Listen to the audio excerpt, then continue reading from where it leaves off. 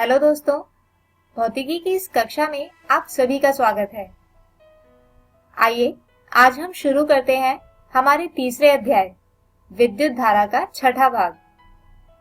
दोस्तों, हमारे आज के इस वीडियो में हम किरचॉफ नियम के कुछ अनुप्रयोग देखेंगे, जिनमें सबसे पहले हम व्हीटस्टोन सेतु के बारे में जानेंगे। इसके बाद समझेंगे मीटर सेतु और उसके बाद देखेंगे पोटेंशियोमीटर या विभव मापी को, उसका सिद्धांत तथा कार्य। तो आइए शुरू करते हैं अपने पहले विषय व्हीटस्टोन सेतु को। दोस्तों, यहाँ पर एक विद्युत परिपथ दर्शाया गया है। इसी प्रकार के परिपथ को कहा जाता है व्हीटस्टोन सेतु। यहाँ इस परिपथ में 4 प्रतिरोध R1, R2, R3 तथा R4 हैं और ये परिपथ एक दूसरे से श्रेणी क्रम में जुड़े हुए हैं और इसी पूरे परिपथ में विभवांतर V एक बैटरी द्वारा दिया गया है। इसके अतिरिक्त प्रतिरोध R1, R3 तथा R2, R4 की संधियों के बीच एक गैल्वेनोमीटर G जोड़ा जाता है। अब मान लीजिए कि परिपथ में I धारा का प्रवाह होता है। इसके अतिरिक्त R1 से I1 तथा R2 से I2 धारा प्रवाहित होती है। सेतु की संतुलित अवस्था में गैल्वेनोमीटर से कोई धारा प्रवाहित नहीं करती तथा बिंदु B और D समविभव होंगे।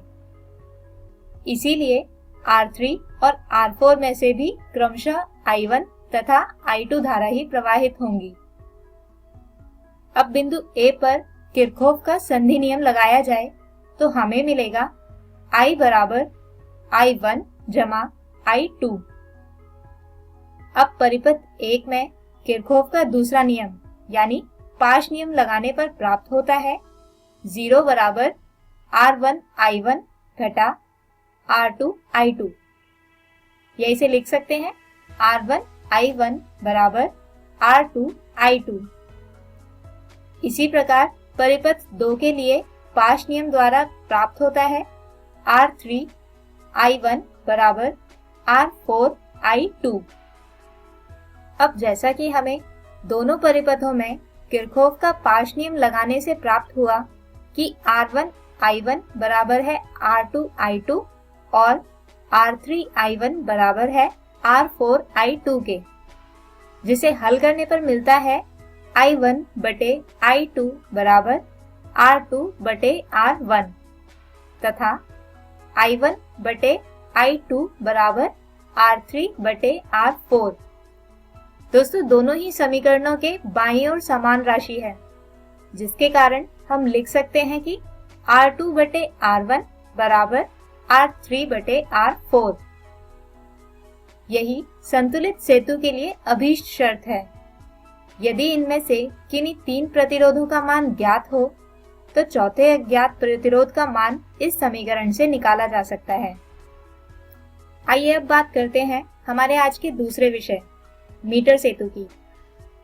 दोस्तों, ये कुछ ऐसा दिखाई पड़ता है।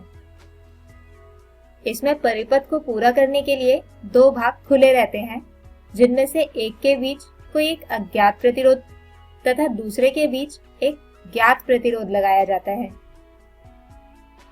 अब अगर आप यहाँ ध्यान से देखें तो आप पाएंगे कि इस उपकरण में 1 मीटर लंबा तार लगा होता है, जिसके साथ साथ 1 मीटर पैमाना भी लगा होता है। दोस्तों, इस उपकरण को मीटर सेतु के अतिरिक्त स्लाइड वायर ब्रिज के नाम से भी जाना जाता है और यदि इसके सिद्धांत की बात करें तो यह संतुलित व्हीटस्टोन सेतु के सिद्धांत पर आधारित होता है, यानी P बटे Q बराबर R बटे X। दोस्तों, इसका उपयोग मुख्यतः 2 रूप से किया जाता है, जो कुछ इस प्रकार हैं। पहला, एक अज्ञात प्रतिरोध को मापने के लिए और दूसरा 2 अज्ञात प्रतिरोधों की तुलना करने के लिए। आइए अब समझते हैं कि इससे एक अज्ञात प्रतिरोध किस प्रकार प्राप्त किया जाता है। मान लीजिए कि यहाँ हमने इस मीटर सेतु के एक सिरे DM के बीच कोई एक अज्ञात प्रतिरोध X लगाया है। इसके अतिरिक्त मान लेते हैं कि यह तभी संतुलित होता है जब कुंजी बिंदु B पर आती है, यानी यह तार AB जिसे प्रतिरोध P से दर्शाया गया है, वह तार AB की लंबाई L के आनुपातिक होगा, जबकि दूसरा भाग जिसे G से दर्शाया गया है, वह तार की बची हुई लंबाई यानी 100 घटा L के आनुपातिक होगा। अब जैसा कि हम एक संतुलित व्हीटस्टोन सेतु के लिए जानते हैं कि इसके प्रतिरोधों का अनुपात समान रहता है, यानी P बटे Q बराबर L बटे 100 घटा L, जो बराबर होगा R बटे X के, जिसे हल करने पर X आता है R ब्रैकेट 100 घटा L बटे L। अब ठीक इसी प्रकार हम किन्हीं दो अज्ञात प्रतिरोधों की तुलना करने के लिए हम पहले D M के बीच X प्रतिरोध लगा देते हैं, जिसका मान हमने अभी थोड़ी देर पहले ही प्राप्त किया था और जो था R ब्रैकेट 100 घटा L1 बटे L1। अब यदि हम DM के बीच कोई अन्य प्रतिरोध Y लगा दें और जिसका संतुलन बिंदु तार के प्रारंभिक बिंदु A से L2 दूरी पर है, तो उसका मान लिखा जा सकता है Y बराबर R ब्रैकेट 100 घटा L2 बटे L2। दोस्तों, अब दोनों समीकरणों को एक दूसरे से भाग देने पर प्राप्त होता है X बटे Y बराबर R ब्रैकेट 100 घटा L1 बटे L1 गुणा L2 बटे R ब्रैकेट 100 घटा L2, और जिसे हल करने पर X बटे Y आता है L2 बटे L1 गुणा 100 घटा L1 बटे 100 घटा L2। आइए अब बात करते हैं अगले विषय यानी पोटेंशियोमीटर या विभव मापी की। दोस्तों, यहाँ चित्र में एक विभव मापी दर्शाई गई है जो इस सिद्धांत पर कार्य करती है कि किसी तार के सिरों पर विभवांतर उस तार की लंबाई के समानुपाती होता है। चलिए इसे समझते हैं। यहाँ पर पोटेंशियोमीटर का एक विद्युत परिपथ दर्शाया गया है।